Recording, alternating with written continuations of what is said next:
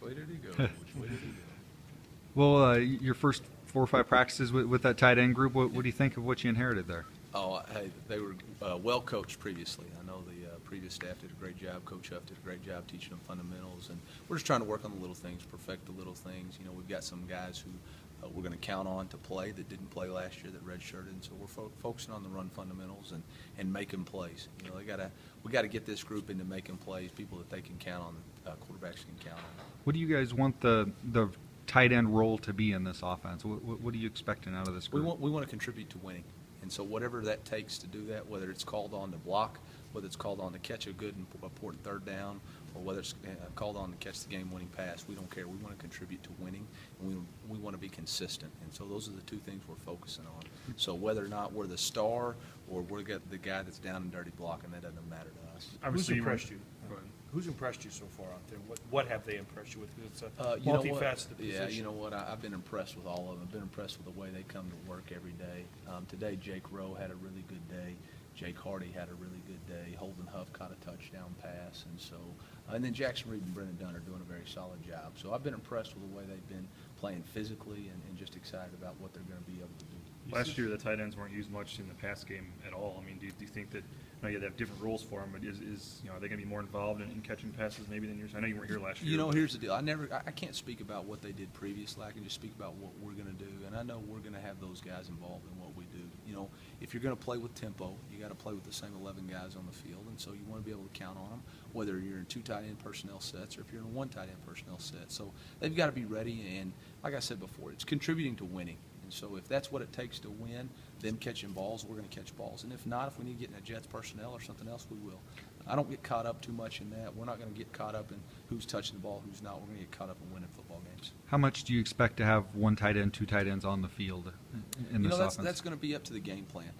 It's all about matchups. The reason why a tight end is such an important position is if he creates a matchup problem for the defense. If they're having to put a strong safety on him, you got a big guy like 6'6", like Holden Huff, or an athletic guy like Jake Rowe who can really run, well, then that's what your advantage is. And so if we feel like putting 2 of them on the field is going to give us an advantage, we will. If we don't, we'll put 1 on the field. And guess what? If they're not an advantage, then we'll play with a 10 personnel set. So we're not going to get caught up. I can't say it's going to be a specific number. I'm going to say it's going to be whatever it takes to win. Being a part of this program, being new to the scene, on the blue, spring practice, what's that mean? What's that been like? I tell you what, I've just been thankful every day.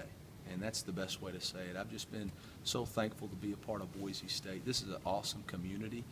It's an awesome football heritage. I mean, to see Coach Smith and to have him come talk about him being a part of this program for 65 years and all the games he won, and to be a part of that tradition is unbelievable. I was a high school coach. I'm a high school coach that has been fortunate enough to now get to coach college football, and to be all the way out here in Boise, Idaho, a part of this winning tradition.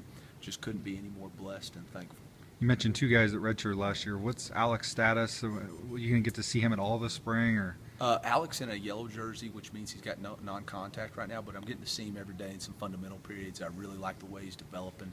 I think he's going to have a big impact, and can't wait to see what he can do when we can really let him go. And obviously you recruited 2 good guys. You expecting to get something out of those, at least one of those guys this year, or how's your depth here's there? The deal. This thing's open competition. And like I tell those guys all the time, I don't play favorites. I play whoever the best player is, okay? And so if a freshman comes in and he's the best player in providing us a mismatch, that sucker's going to play. Because at the end of the day, Boise State's about winning football games. And so whatever it takes to win, we're going to get that done. You've got some really good athleticism there. You don't have a lot of big bruiser types there. You need to. You're talking about me being real athletic? Do you need to develop one or 2 of those guys, or do you like the athleticism side of it? No, or you got to develop a physical mindset. If we're going to run the football, we're going to run that sucker downhill. You better be physical, and that's what we got to be able to do. And yeah, you got to develop that mindset. You got to get a lot of reps at it, and that's why it's been important for this spring to get a lot of reps. And that's what we're going to do. Do you feel like, that tight end position, do you feel like you have the versatile bodies in there to do everything that you want these guys to do? Heck yeah. I mean, you got a 6'6", 240 kid in Holden Huff. You got a 6'2", 230 kid in Jake Rowe, and you got everything in between. So I got whatever I need in my room. I couldn't be any happier. I think there's a lot of places in the country that wish they had the tight ends I got right now. Are we going to see some of those guys at fullback? I mean, I know Coach talked about. Yeah, you're going to see us do whatever we need to do to win football games, and so if that means backing up 2 inches and calling us a fullback, I'm all for it. We're still going to be hunting linebackers down. Different Holden's skill 240? set, being on the line or being in the backfield? Yeah, it's always a little bit different, but you practice those. But it's the same idea. You're going to be blocking a defensive end or a linebacker, and so whether you're face-to-face to them or about 3 yards off the ball, you got to have the right mentality and play with good base, good leverage. Holden's up to 240. I mean, I didn't measure him this morning, but that's what I hope he's at. But Coach Pitt, he'll get there.